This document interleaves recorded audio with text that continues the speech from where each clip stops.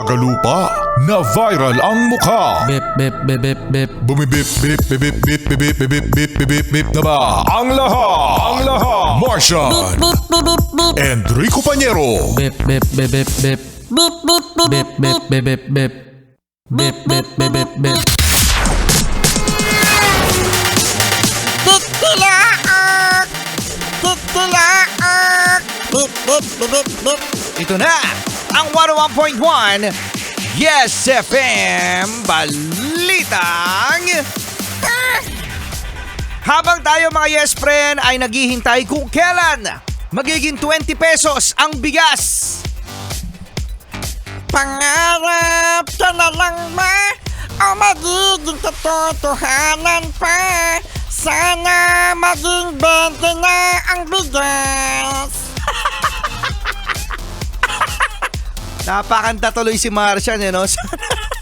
Pangarap ka na lang ba na maging 20 pesos ang napangako sa bigas per kilo? Ngayon mga Yes Friend, nakakalungkot dahil merong isang warehouse ng bigas sa Bukawi, Bulacan ang nabisto ng NBI, mga Yes Friend, na sako-sako, napakaraming sako ng bigas imported, lumang-luma na.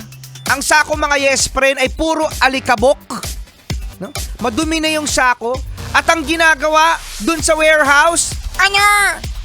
ginagawa Martian mga Yes Friend sa warehouse ay nire-repack ang mga bigas, hinahaluan ng iba pang mga bago-bagong bigas at binibenta. Ha?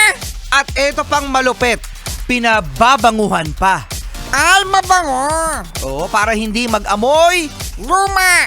Yan. So, sa mga Yes Friend natin na nagsasaing ngayon, Pagkatapos, mamaya, pagtuluto, pagkakain mo,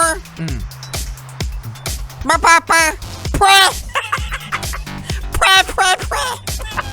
mapapapuwe ka ba? Kasi alam mong luma. Ayan, ako mga Yes Friend, isa itong malupit na modus na panloloko sa mga bumibili ng bigas. Alam mo naman mga Yes Friend, sa Pilipinas, kanin is life. Sinasabi nga namin lagi, di ba mga Yes Friend, na kahit hindi masyadong masarap ang ulam mo, pero masarap ang kanin mo, okay na yan. So, kapag naman nuklukan ng sarap ang ulam mo, at ang kanin mo ay hindi masarap, baliwala yung sarap ng ulam mo. Di ba gano'n mga Yes Friend? No, buti na lang talaga.